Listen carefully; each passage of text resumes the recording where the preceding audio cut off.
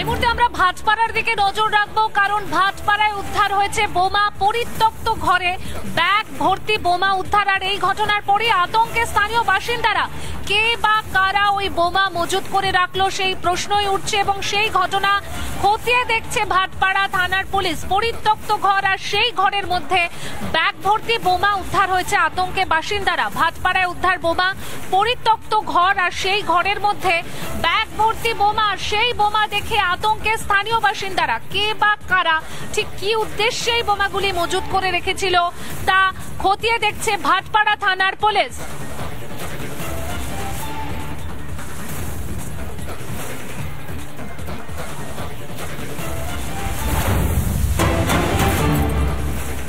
এই মুহূর্তে আরো একটি ব্রেকিং নিউজের দিকে নজর রাখবো। জলপাইগুড়ির আইএম এর সম্পাদক পদ থেকে বহিষ্কারের দাবি।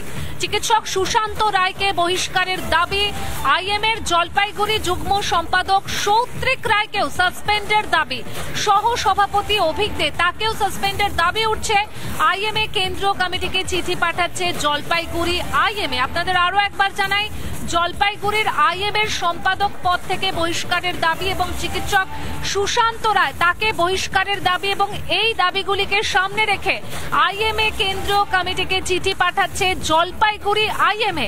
আইএম এ জলপাইগুড়ির যুগ্ম সম্পাদক সৌত্রিক রায়কেও সাসপেন্ডের দাবি যেমন উঠেছে, তার পাশাপাশি সহ সভাপতি অভিক দেকেও সাসপেন্ডের দাবি এই মুহূর্তে সামনে আসছে। আপনাদের আরো একবার জানিয়ে রাখি, জলপাইগুড়ির আইএম এর সম্পাদক পদ থেকে বহিষ্কারের দাবি।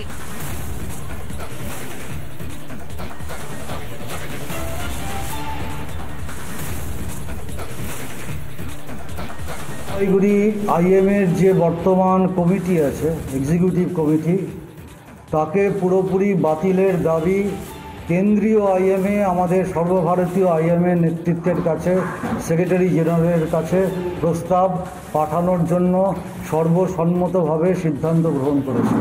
জলপাইগুড়ি আইএমএ 3 জন প্রাথমিক সদস্য, অর্থাৎ আমার ব্রাঞ্চের সদস্য, তাদেরকে আপাতত আইএমএর সমস্ত কর্মসূচি থেকে সাময়িকভাবে বহিষ্কার করা।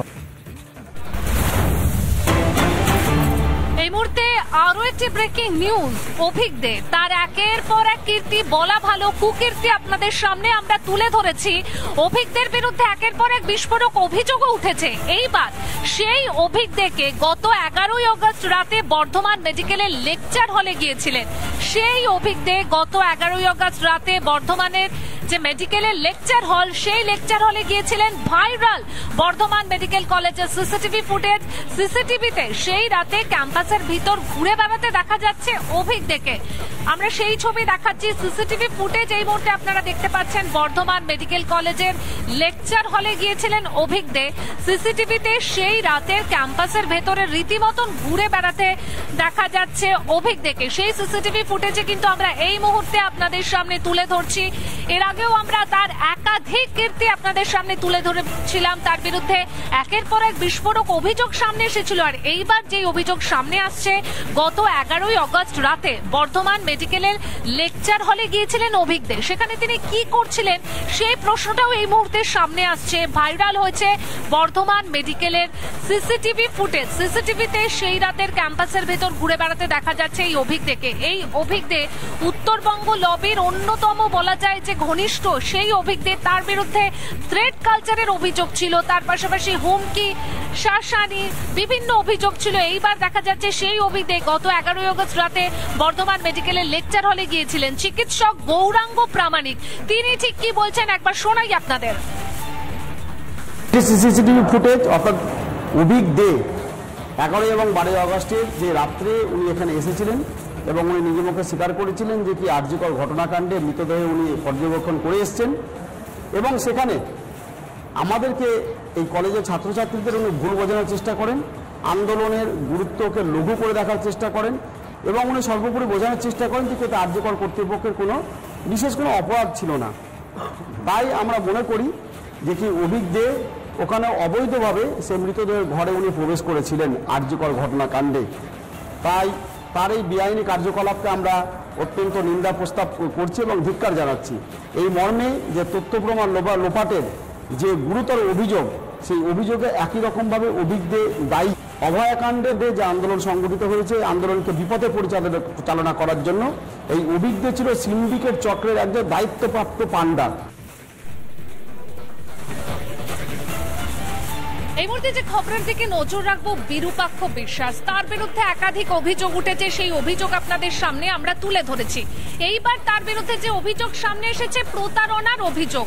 মুর্শিদাবাদের জলঙ্গির এক ছাত্রের কাছ থেকে তিনি 8 লক্ষ টাকা নিয়েছিলেন। তিনি প্রতিশ্রুতি দিয়েছিলেন যে তিনি এক বেসরকারি মেডিকেল কলেজে তাকে ভর্তি করিয়ে দেবেন, কিন্তু ভর্তি তো তিনি করিয়ে দেননি, এমনকি টাকাও ফেরত দেননি। দেখুন সেই ছবি।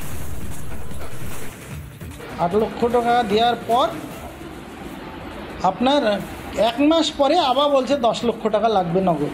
যে আমার কাছে তো এটা তো কথা নয়, আমি দিতেও পারবো না, আমি ছেলে আর ভর্তি করব না।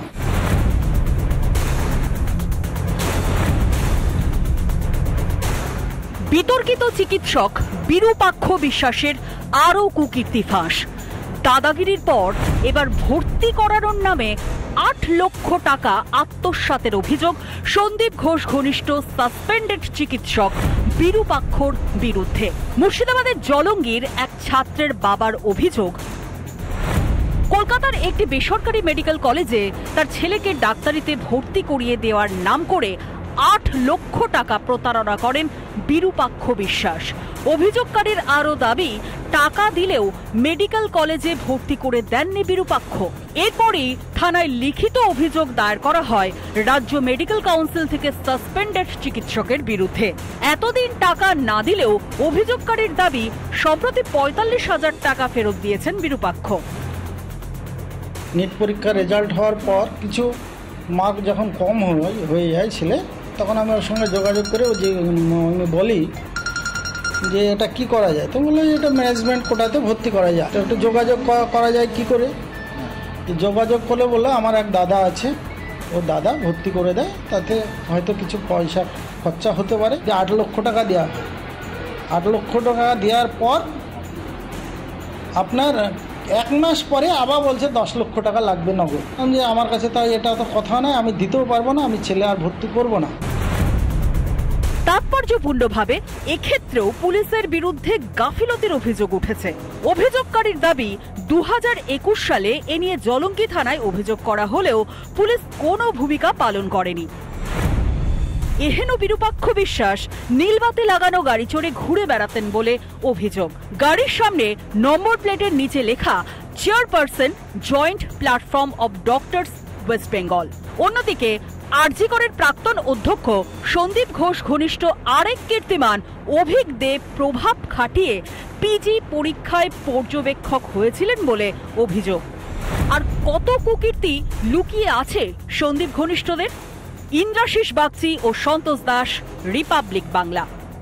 আজকে আরজিকর দুর্নীতি, আর্থিক দুর্নীতি মামলায় ইডি একযোগে হানা দিয়েছে। লেকটাউনে হানা চলছে এবং তার পাশাপাশি সেই নপাড়া চিনার পার্ক, সেখানেও কিন্তু হানা চলছে। এই বাড়ি হচ্ছে সন্দীপ ঘোষের মা বাবা এই বাড়িতে থাকেন। এই বাড়ির ছবিটা আমরা এর আগেও দেখিয়েছিলাম আমাদের চ্যানেলে। যে এই যে ঘোষ ভিলা, সেই ঘোষ ভিলায় কিন্তু আজ সকালে ইডির টিম তারা এসছেন। টালা ব্রিজের পাশে এই যে আবাসন, এই আবাসনের একদম টপ ফ্লোরে চন্দন লৌহের যে ফ্ল্যাট, সেই ফ্ল্যাটে ইডি আধিকারিকরা এসেছেন।